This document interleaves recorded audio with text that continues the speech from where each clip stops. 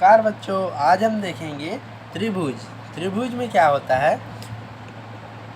त्रिभुज में होते हैं आपके तीन भुजा और ट्राइंगल मतलब होते हैं त्रिभुज। और अब यहाँ देखो तो ये एक त्रिभुज है ABC। क्या है? त्रिभुज है ABC।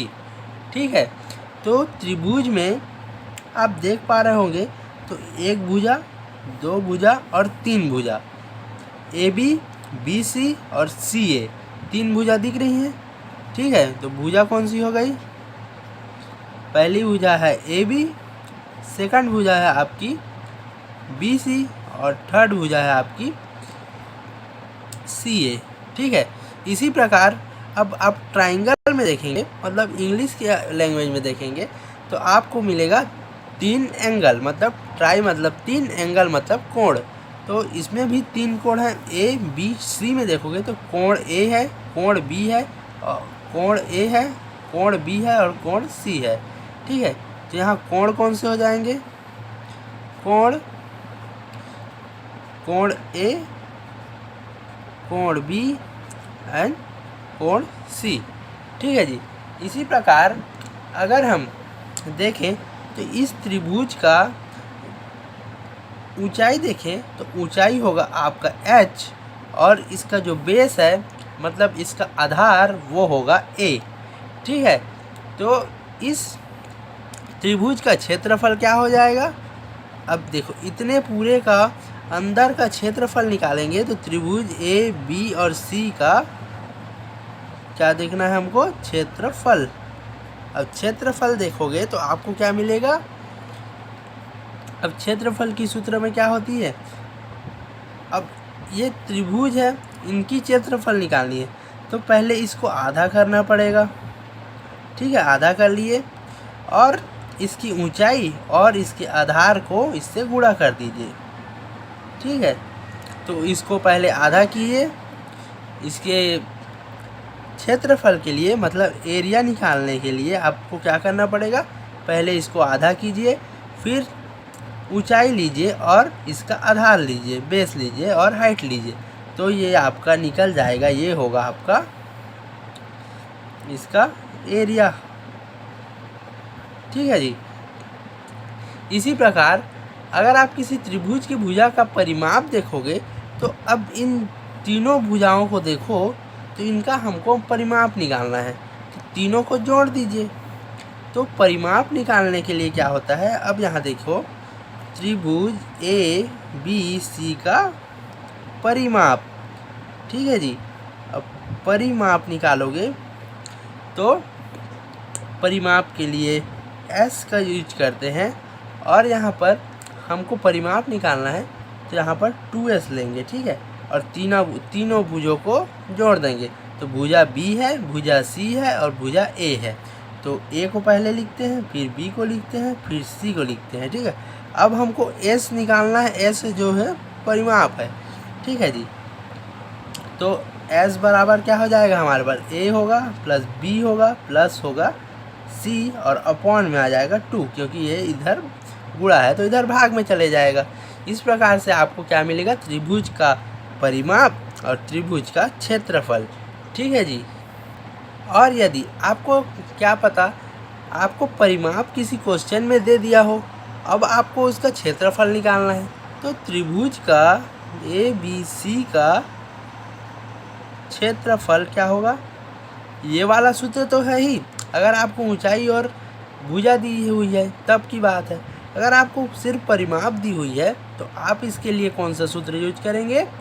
अंडर रूट में लेंगे और S लेंगे, फिर लेंगे S माइनस A भुजा पहली भुजा, फिर S माइनस B भुजा मतलब सेकंड भुजा, फिर S माइनस C भुजा मतलब तीसरी भुजा। ठीक है, तो ये जो है आपका हो जाएगा थर्ड नंबर वाला। ये हो गया आपका क्षेत्रफल निकालने का सूत्र। ठीक है जी। एरिया का हो गया ये सूत्र। और इसके पश्चात आप इसको देखोगे तो इसे हम हीरो सूत्र भी बोलते हैं। ठीक है जी। क्या सूत्र बोलते हैं?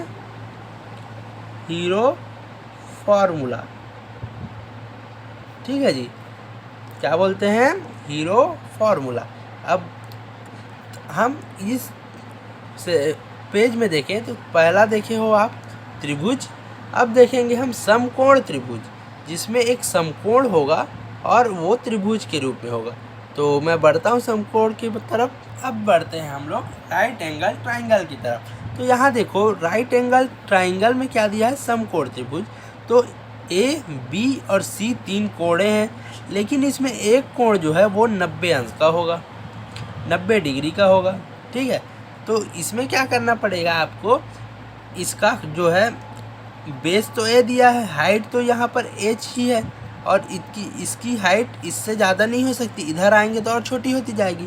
तो इधर क्या कर देंगे हम, यहाँ पर आपको कर्ण निकालना पड़ेगा, और कर्ण को हम डी से दर्शाते हैं। ठीक है, तो ए और एच पता हो तो आप पहले क्या निकाल लेते हैं, कर्ण।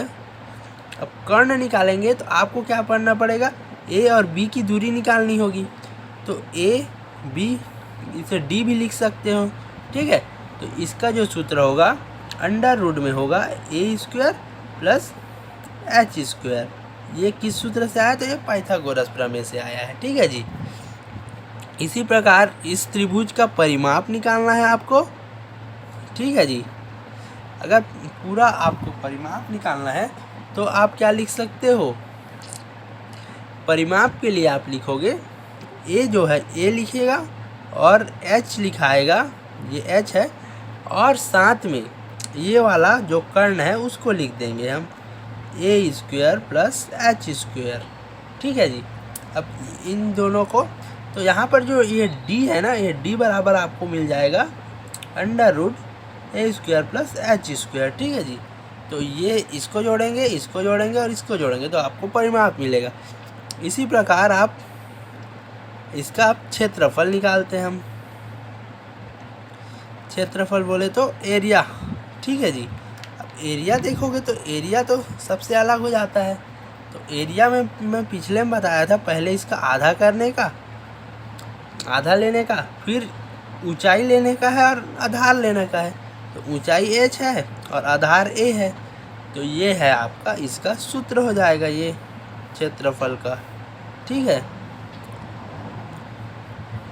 इसी प्रकार हम इक्वेटोरियल ट्राइंगल की तरफ बढ़ेंगे, जिसे हम समबाहु त्रिभुज बोलते हैं। ठीक है जी, अब यहाँ देखिए थर्ड है आपका इक्वेटोरियल त्रिभुज। ठीक है, इक्वेटोरियल ट्राइंगल। तो समबाहु त्रिभुज में क्या होता है, ये सारे भुजाएं ए मतलब सारे भुजाएं आपस में क्या होंगी, बराबर होंगी।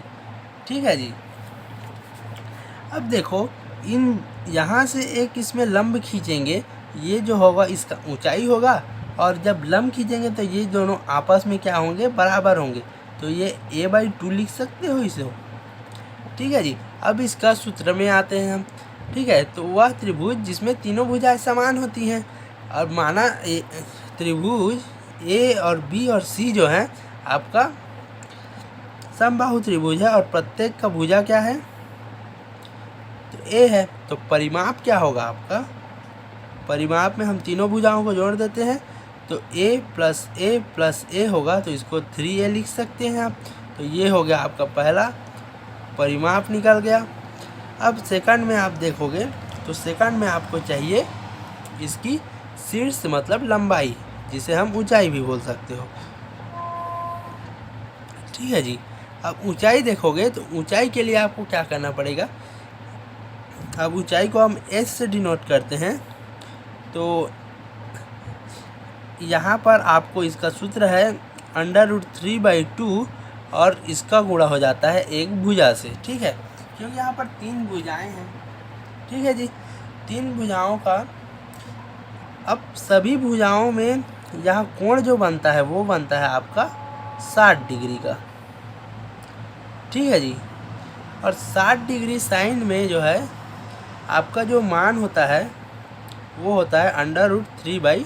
तो इनका गुणा होगा और साथ में एक भुजाओं का गुणा होगा, तो इसका निकल जाएगा आपका ऊंचाई।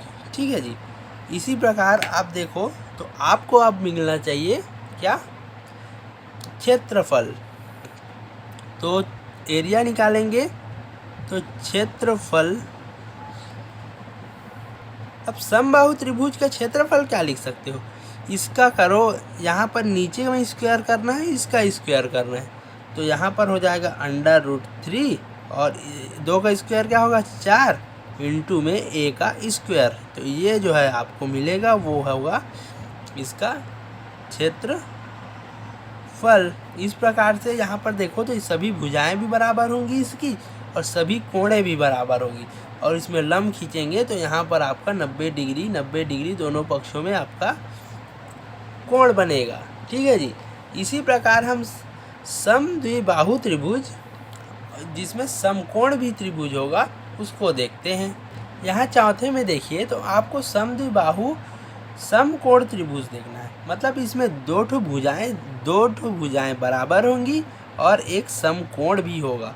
ठीक है। अब समकोण की सामने की भुजा क्या होती है, डी होती है, मतलब होती है वो कर्ण होती है। ठीक है, ये वाली होती है वो कर्ण होती है,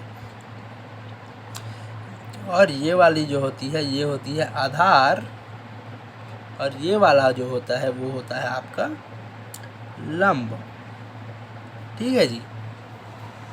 तो इसमें देखोगे तो पहला आपका क्या सूत्र आता था, कर्ण आएगा, और कर्ण जो यहाँ पर क्या है ए बी है, और ए बी को हम डी से डिनोट करेंगे, और डी से डिनोट करेंगे तो यहाँ पर जो आपका कर्ण मिलेगा वो क्या होगा, a√2 होगा। ठीक है जी। तो आपको पहला क्या मिल गया, यहाँ पर कर्ण मिल गया a√2। इसी प्रकार आपको निकालना है अब परिमाप। सेकंड होगा आपका परिमाप। अब परिमाप के लिए क्या चाहिए होता है, सारे भुजाएं, तो यहाँ पर देखो ये भुजाएं आपस में बराबर हैं यहाँ पर, तो इन दोनों को एक बार होता है जोड़ दिया जाता है और एक बार इसको लिख दिया जाता है, तो a प्लस d होगा, तो इसमें क्या मिलेगा 2a प्लस d मिल जाएगा हमको, तो इसका जो फाइनल होगा वो होगा 2a प्लस d, यही वाला होगा। तो ये हो गया आपका इसका आंसर। इसके बाद परिमाप के बाद हमेशा हम देखते हैं वो होता है आपका क्षेत्रफल। तो क्षेत्रफल की तरफ बढ़ो, तो क्षेत्रफल में आपको हमेशा निकालना होता है, भुजाओं का गुणा करके निकालना होता है। तो क्षेत्रफल में देखो तो क्षेत्रफल होगा आपका एरिया निकलेगा, वो होगा 1/2 और इनटू में हो जाएगा a का स्क्वायर, क्यूब नहीं होगा। ठीक है जी। क्यूब निकालेंगे तो वो आपका हो जाएगा, क्षेत्रफल नहीं रहेगा, वो क्यूब बन जाएगा, इसलिए यहाँ पर a² रहेगा, और ये जो है आपका हो जाएगा इसका आंसर, और ये जो है इसका आंसर। तो हमेशा आपको कर्ण निकालना रहेगा, परिमाप निकालना रहेगा और एरिया निकालना रहेगा, ये दोनों जो है ज़्यादा महत्वपूर्ण होते हैं। ठीक है जी। तो आज हम इस त्रिभुज की सेशन को ख़त्म करते हैं। मैं उम्मीद करता हूँ आपके लिए ये बहुत ही लाभदायक हुआ होगा। इससे जुड़े क्वेश्चन हम अगली सेशन में करेंगे। तो मिलते हैं, बाय बाय, टाटा।